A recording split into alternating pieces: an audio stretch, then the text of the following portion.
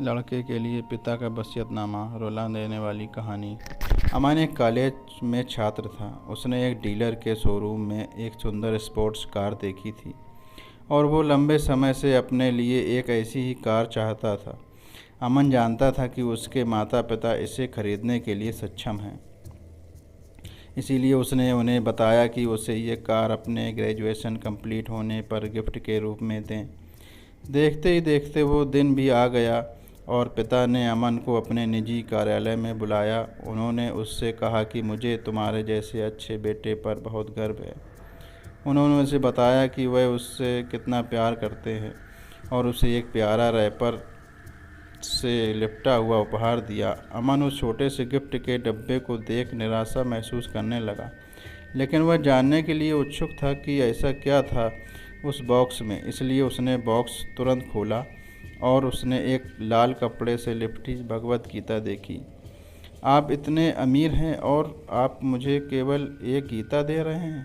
काफ़ी गुस्से से अपने पिता पर वो चिल्लाया और अपनी नाराज़गी और गुस्से के बस में आकर ना आव देखा न ताव तुरंत घर छोड़ दिया। काफ़ी साल बीत गए। अमन अब एक सफल व्यवसायी बन गया था। वह अपने जीवन में खुश था। उसकी शादी हो चुकी थी और उसके 2 बच्चे थे।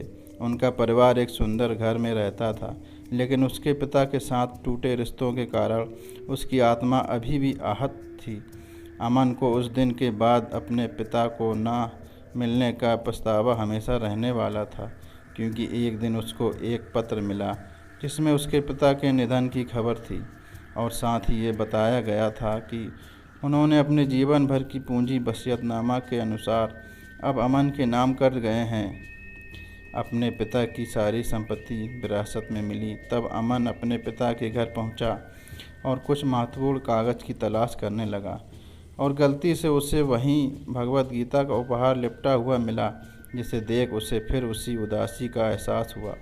उस गीता को उसने अच्छे से देखा तो उस पर अपने पिता की हैंडराइटिंग में कुछ लिखा पाया।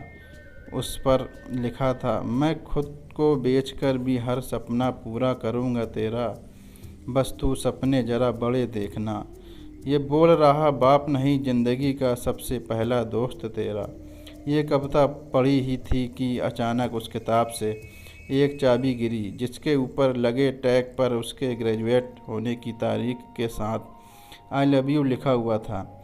अमन के सर के ऊपर से उसके पिता का साया तो पहले ही उठ चुका था और आज उसकी ज़िंदगी की सबसे बड़ी गलती के बारे में जानकर उसके पैरों के नीचे से ज़मीन भी खिसक गई। इस दिन अमन की आंखें और रूह दोनों पछतावे के आंसू रोए। ये छोटी सी कहानी आपको कैसी लगी? अच्छी लगी हो तो प्लीज़ लाइक करें, सब्सक्राइब करें। Thanks for watching.